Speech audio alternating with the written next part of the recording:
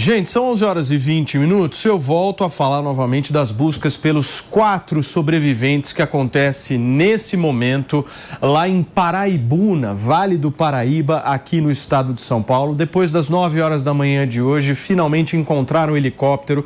Demoraram 12 dias, uma história absolutamente misteriosa, difícil da gente entender, emoções à flor da pele, porque todos nós brasileiros estamos numa expectativa agora, tentando mandar uma energia positiva ali para aquela região, para que essas pessoas ao menos tenham conseguido sobreviver a essa queda. O impacto de uma queda de helicóptero, obviamente, é muito forte, mas por conta de toda essa mata fechada, o próprio capitão Roberto Farina, que esteve aqui conosco agora há pouco, conversando com a gente, dando detalhes de todo esse processo de busca, relatou de maneira muito clara: uma queda de helicóptero em cima de uma mata fechada como essa induz uma palavra mágica aí nesse processo, que é a palavra esperança.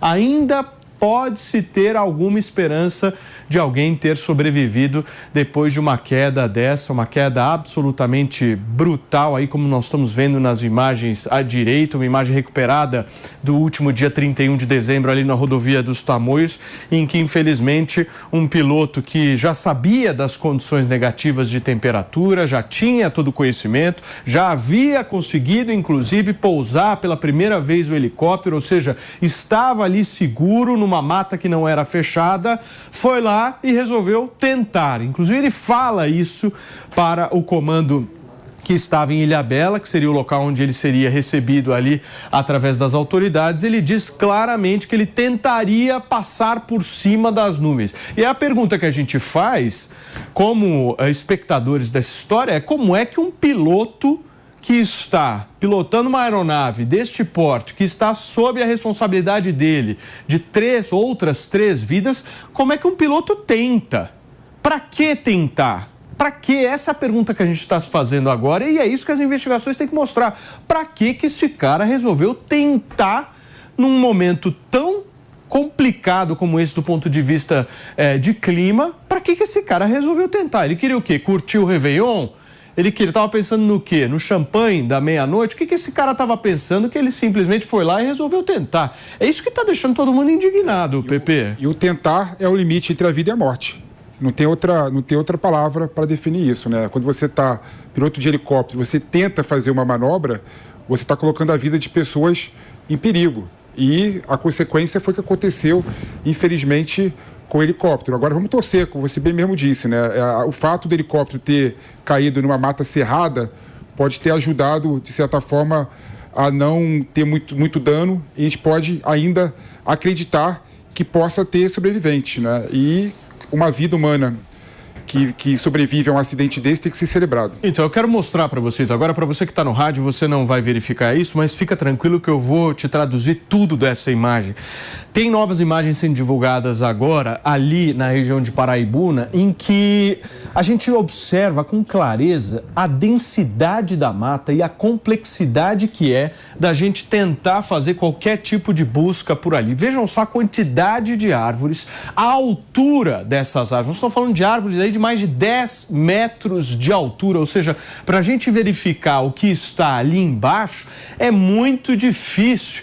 Fora isso, também teve um agravamento nos últimos dias em relação ao clima. Choveu muito nessa região, o que dificultou os equipamentos de busca, tanto da Polícia Militar, quanto da Polícia Civil, quanto da FAB, e que ainda contou com o apoio do Exército, trazendo um reforço nesses últimos dias, que com certeza ajudou e ajudou muito. Nesse momento, a gente conseguiu algumas imagens recuperadas aí da Polícia Militar, só para vocês terem uma ideia da verdadeira dimensão que é um processo de busca desse helicóptero que finalmente foi encontrado hoje.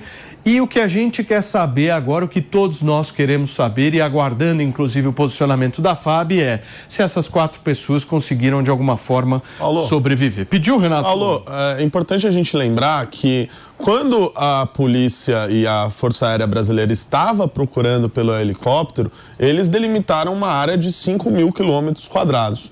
Após esse helicóptero ser encontrado, obviamente, esse raio para encontrar as pessoas diminui. Imagino algo que em torno de 100 quilômetros quadrados no raio ali do helicóptero é onde essas pessoas devem estar, uma vez que muito mais do que isso, elas obviamente não devem ter conseguido se locomover. Então, imagino que talvez nas próximas horas, no máximo nos próximos 1 ou 2 dias, a gente deve ter essas pessoas localizadas. Agora, às 11h30 da manhã, daqui a 5 minutinhos, a gente vai acompanhar aqui. Vocês continuem aqui conosco, porque a gente vai ouvir ao vivo a coletiva de imprensa da Polícia Militar, que vai trazer mais informações, e agora sim, informações oficiais desse processo de busca. A gente mostrou muito o trabalho das aeronaves, mas como eu mencionei para vocês, a própria família do piloto e a empresa operadora da aeronave estavam mantendo buscas ali nessa mata fechada com cerca de 20 mateiros, ou seja, tinham 20 pessoas ali em solo cortando as árvores. A gente consegue ver essas imagens desses mateiros, né, Nilson? Eles aparecem, vejam só, bem abaixo. Tira essa tarja aí para mim, Nilson, só para eu poder mostrar essas pessoas que estavam aí, ó, esses mateiros, ó. Pausa essa imagem. Você consegue pausar essa imagem para mim aí? Para quem tá no rádio e não tá observando, os mateiros conseguiram, de alguma forma, abrir esse espaço ali da mata. São 2 pessoas que estão ali, dá pra gente ver claramente isso aqui. E essas 2 pessoas são, inclusive, financiadas aí pela própria família do piloto e pela empresa que era operadora dessa aeronave. Essas pessoas estavam portando drones, binóculos e vários outros equipamentos. A gente tem também... Pode falar, Fabrício. Essa imagem, se não me engano, essa imagem que está no ar agora, Paulo, se não me falha a memória, tá? É da Polícia Militar no momento em que as equipes acessam a mata pela primeira vez. Que eles descem lá. Exatamente. Perfeito. Veja que eles estão saindo do helicóptero Águia com um rapel. Eles chegam ali com um rapel, eles saem do helicóptero através de uma corda, içados através de uma corda, e chegam nessa primeira clareira que existe aí.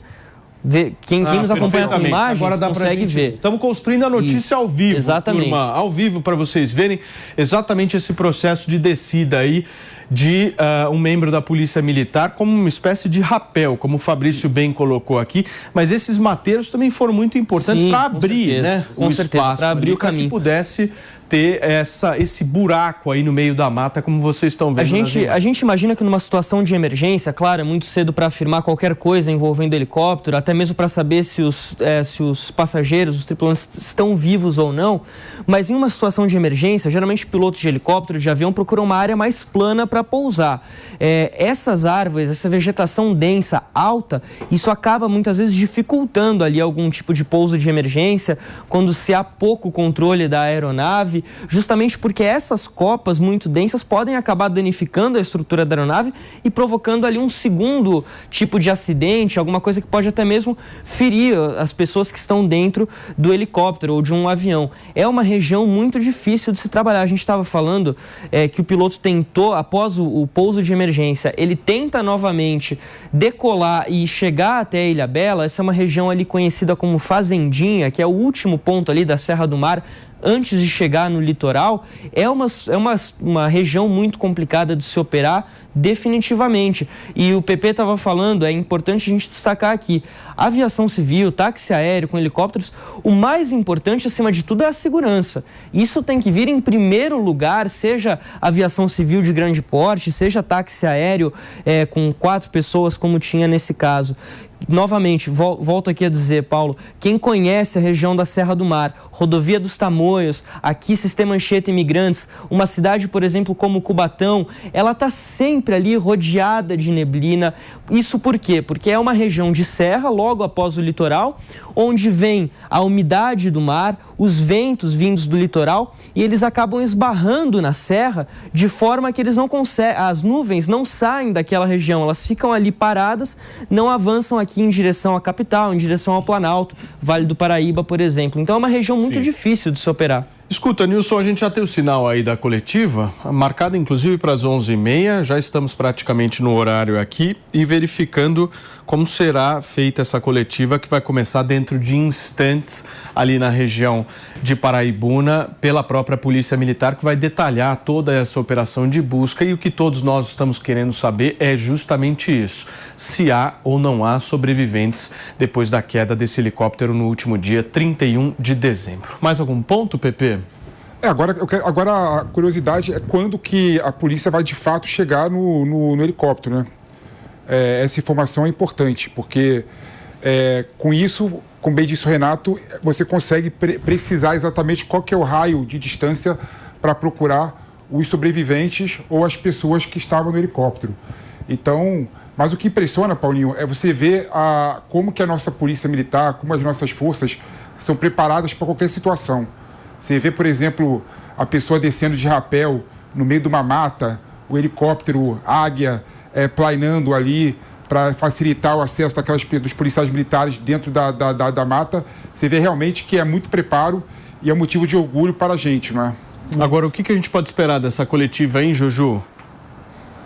Não, quero parabenizar o Felipe pelo comentário dele, porque de fato nós temos forças policiais extremamente preparadas e é por isso que o investimento nas polícias deve ser alto, porque esses treinamentos são caríssimos, é muito caro. Então, para a gente ter condições de termos servidores bons, capazes, é necessário investir constantemente, né?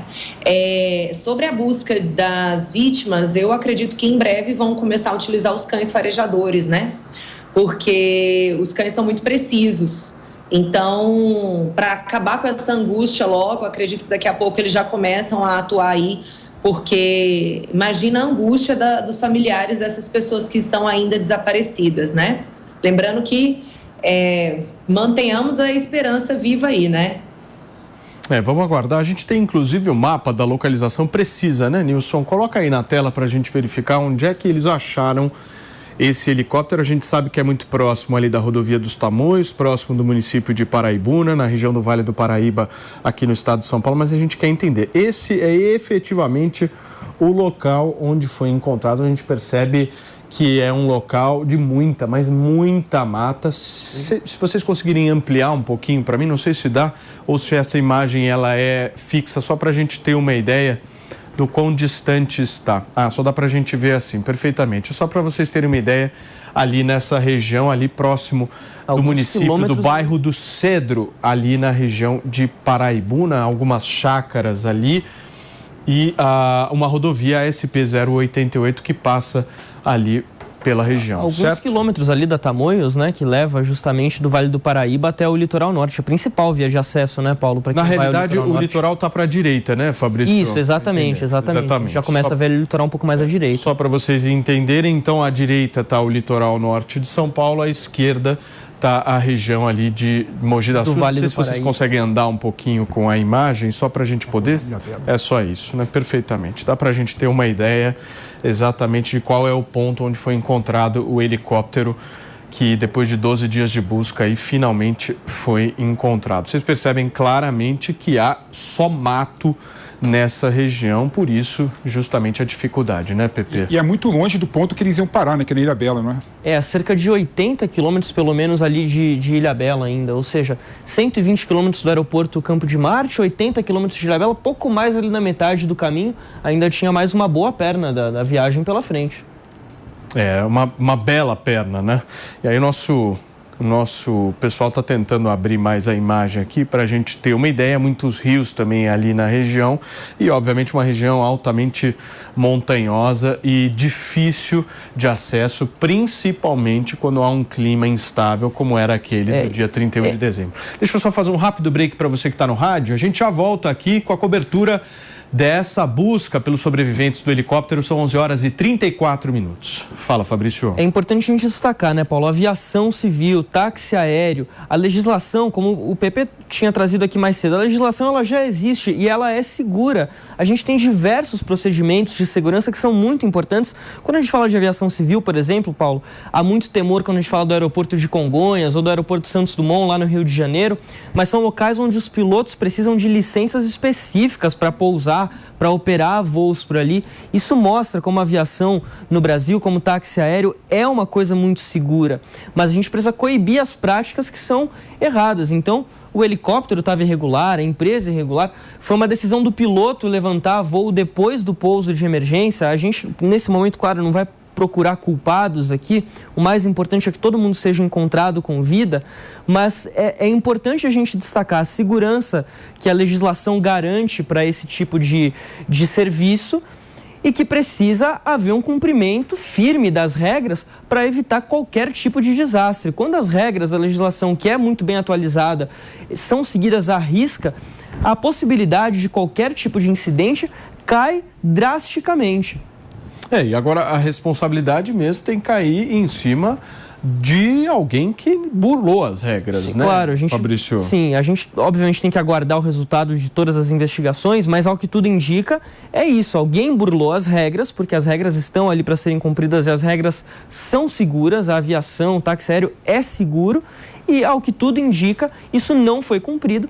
O resultado a gente está acompanhando agora. Agora, gente, que sensação nós estamos sentindo aqui ao vivo na programação da Jovem Pan, porque aquela fala do capitão da Defesa Civil dizendo que há esperança de que eles estejam vivos, isso mexe com a gente, né? A gente está fazendo cobertura aqui, a gente está numa torcida aqui, rezando a Deus, pedindo, para que essas pessoas tenham sobrevivido, porque seria muito legal a gente receber e poder dar essa notícia para todo mundo que está nos acompanhando, mas realmente, até agora, a gente não tem nenhuma informação oficial, como eu mencionei para vocês. Agora, às 11h30 da manhã, começa, agora não, né? Já deve estar atrasado.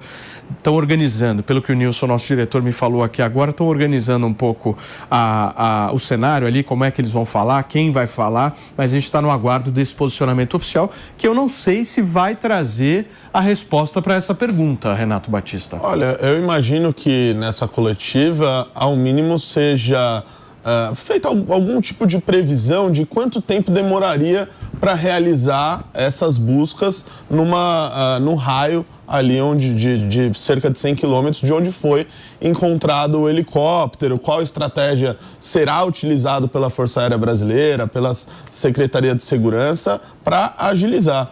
Agora eu queria apontar um pouco sobre essa história para a gente às vezes ter noção de como as coisas acontecem de uma maneira tão rápida. Às vezes uma decisão que você toma pode te colocar em uma situação muito complicada.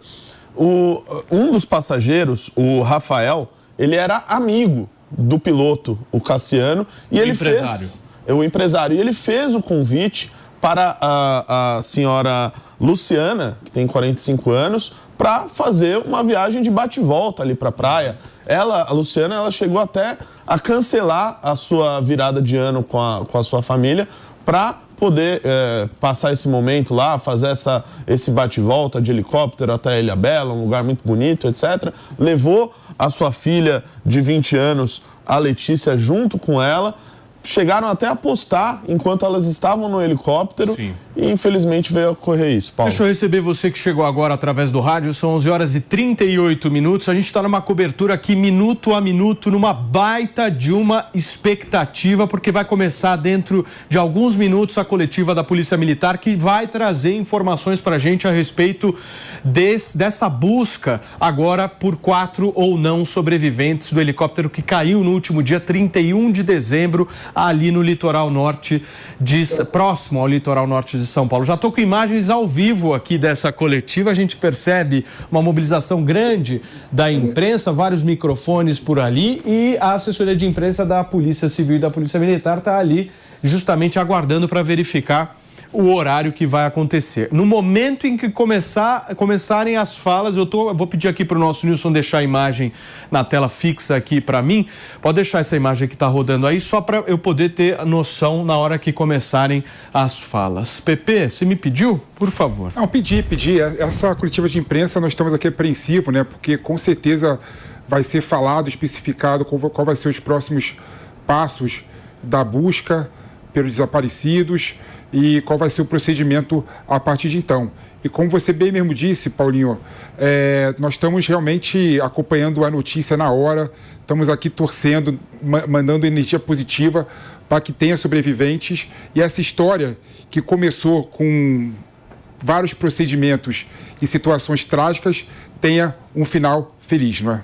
Muito bem, gente, eu estou com essas imagens ao vivo, as equipes aí da imprensa ainda estão fazendo os testes de microfones, a gente estava com a coletiva agendada para as 11h30, são 11 horas e 40 minutos agora, ou seja, a gente não tem ainda o início dessa coletiva, mas aqui na programação da Jovem Pan você vai acompanhar tudo o que a equipe da polícia vai relatar em relação a isso, e mais uma vez a nossa expectativa é para que essas pessoas possam ter sobrevivido em meio a uma queda bruta, difícil, num dia de muito temporal, num dia muito nebuloso ali na região do Vale do Paraíba, e a nossa torcida é para que a polícia possa nos trazer boas notícias agora. Lembrando que esse foi o 12º dia de buscas, ou seja, desde o dia 31 de dezembro de 2023, estamos falando do ano passado, as autoridades públicas estavam focadas nessa busca que mobilizou FAB, mobilizou Polícia Civil, mobilizou Polícia Militar, mobilizou até Exército, para vocês terem uma ideia da dimensão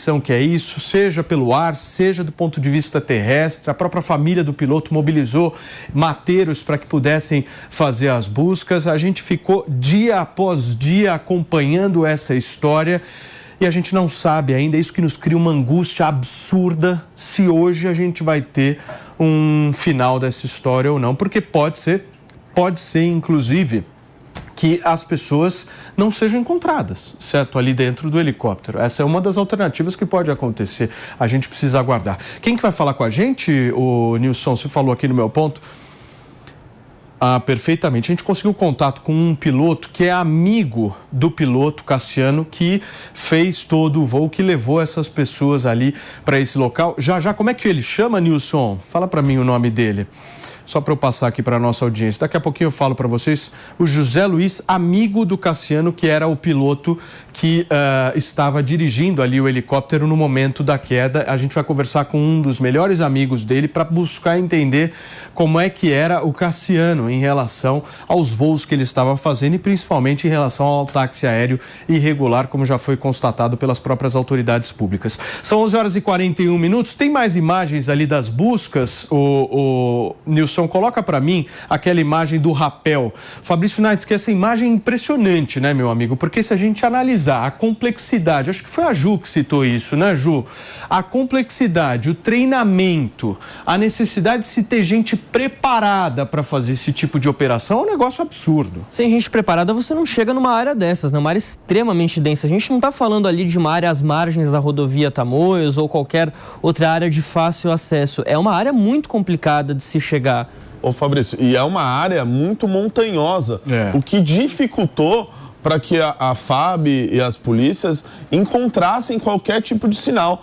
Por sorte, o sinal do celular foi captado por uma antena ali na cidade de Paraibuna. Mas se não fosse isso, ia ser muito difícil nessa região montanhosa. O PP fez esse comentário, né, sobre a qualidade desses agentes que estão agindo no caso, mas é importante a gente aproveitar o momento para falar sobre a importância do investimento das nossas forças policiais. Infelizmente, muitas polícias militares, por exemplo, não têm dinheiro suficiente para montarem estandes de tiro.